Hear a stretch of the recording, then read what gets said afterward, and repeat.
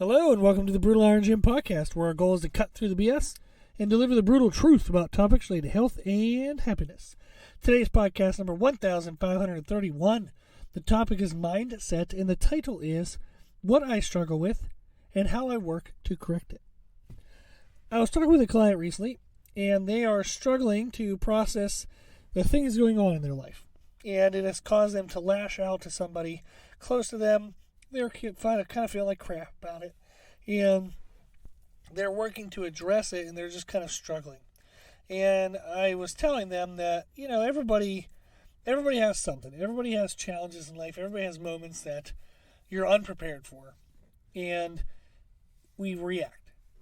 Unfortunately, sometimes the reaction isn't positive, but we can learn from that. We can work to correct it, and we can grow from it. And in our conversation, they had said, you seem to have good control of yourself. I wish I were that way. And I was like, well, you absolutely can be. I said, it's just doing what we're doing now, talking about things, reading books, da-da-da-da-da. And they said, yeah, but it seems so natural for you. I wish it was easier for me. And I was like, well, it's not natural. I work on things all the time. And then we started talking about it, and he said that it made him feel better to hear that other people had struggles and challenges. And I guess I kind of overlook it in the sense of that being a novel thing, because I've worked with so many people. I've worked with over 3,000 people. Everyone has something. So to me, it's not a shock. I guess I don't feel alone. That would be a good way of saying it. I don't feel alone in my struggles because I know everyone struggles with something. But since it did help him to hear the things that I work through, I thought it might make a good podcast. So if you are struggling with stuff in life, and we'll talk more about like what those certain type of things might be, but kind of mindset issues.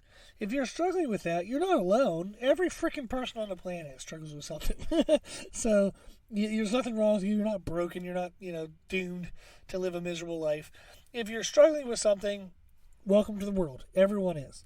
But not everybody addresses it.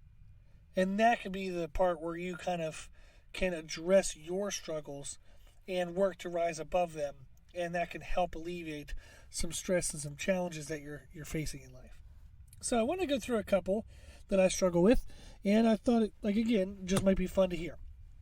So one of the things I struggle with, and I tell clients this all the time, so it's kind of like we're better at giving advice than we are at taking it, is that something is better than nothing. When it comes to my training, I get very frustrated internally if my workouts can't be the quality that I know they can be. And whether it's just crazy events happen that day or just whatever the situation might be, is I know that if I set a 10-minute timer and I just do some bodyweight squats and push-ups, that's better than nothing. And I do it. I've worked out every single day for multiple years in a row. So I have done my fair share of I guess this will just have to count for the day kind of workouts. But I still don't like it. After 20-some years, it still bugs me, and I still have to convince myself every time that this is worth it. And it's wild because, I convinced myself last week. I convinced myself, last month. I convinced myself 1,000,000 times, and I still have to do it fresh every single time to say, okay, I wanted to go do, a full workout at the gym. I don't have time for that. I don't even have time to get anything in at home, with the equipment we have. I'm just going to do some bodyweight squats while I microwave some rice, and you do it. But every time I do it, I get mad and I get frustrated, and it's just this internal dialogue of anger. So even though I do it, I don't like doing it. But that is one thing I struggle with. Another thing is a sense of control when it comes to my training. Is if I have to miss a day, I get really frustrated, and I'm significantly more frustrated when whatever I have to miss for, I consider to not be as important as my workout. I'll save all the reasons why, because, some of them aren't great for a podcast, but sometimes you have to miss something that's important to you because there's other things that are happening, and we'll just leave it at that. And for me, my internal dialogue and just my viewpoint over the day and of everything really goes downhill when I can't work out. Now, I started training when I was 15 years old. I started doing push-ups and sit-ups every day, and I'm 39. So I've been doing this for 24 years. And when I first ever did it, I mean the first easy 10 years, it was for me to control my emotional and mental health as much as it was to improve my physical self. So me getting to train is like therapy. It's like if you miss going to therapy. That's what it feels like for me to miss training. And it is something that I do struggle with, and I work to try to correct. I work to try to be okay with, but I have usually an internal dialogue that's crappy. So things will annoy me for the rest of the day that they normally don't. I'll feel short-tempered on the inside. I might not have as great of a conversation or be as fun around people as I would if I didn't have that pressure and that feeling. So that's something I always try to work on putting in perspective. Okay, you're going to miss one day. One day isn't the end of the world. But then the other voice is like, one day turns into 2 days. Now all of a sudden you're a lazy piece of crap. So I have to deal with that. But I have gotten a lot better at it in the sense that I don't think it outwardly shows. But those are two things I struggle with specifically to my training. And then some more kind of like life applicable things would be is to think before you speak. When I was younger, I would be much more reactive in conversation, and if I was frustrated, I would express my frustration, even if the way in which I expressed it might hurt the other person's feelings. And then all of a sudden, as I started to realize, okay, I was hurting people's feelings, well, that felt worse than, like, the release of the anger wasn't worth the pain that I was causing some people. So I was like, well, this isn't good. I don't like this, So I started to really focus on when I would speak is what am I saying and how will it impact the other person. I really try to consider other people's viewpoints. What's their background? What do I know about them that could relate to what I'm saying? Do they have any current struggles going on that I'm aware of that, maybe if I say this, it might hit them in a different way than it hits me? But thinking before you speak is something that I worked on in my teenage years, and then I kind of refined and got better with through my 20s, and now I think I do a pretty good job of it, but it's still something that I'm aware that I'm doing. And I've put into practice taking time before I respond to things. I have a 24-hour rule where if I get super freaking angry about something, I try not to talk on it for 24 hours so I can give myself time to think of other people's perspectives, to put everything in like a big perspective of life. And that is something that really helps me, is just recognize, okay, in a week from now, in a month from now, in a year from now, at the end of my life, will this have mattered? Is this something that I want to make a big deal given the context of the bigger picture? So that's something that I've always worked on and I've gotten pretty good at. Then another one is to say exactly what you want to say, which is to focus on the clarity of word choice.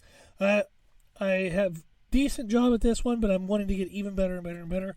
I don't think I do a great job of it all the time. Not in the sense that I'm hurting people, but if I'm trying to explain something, sometimes I have to say it 3 or 4 times before I really want to say what I want to say, that kind of thing.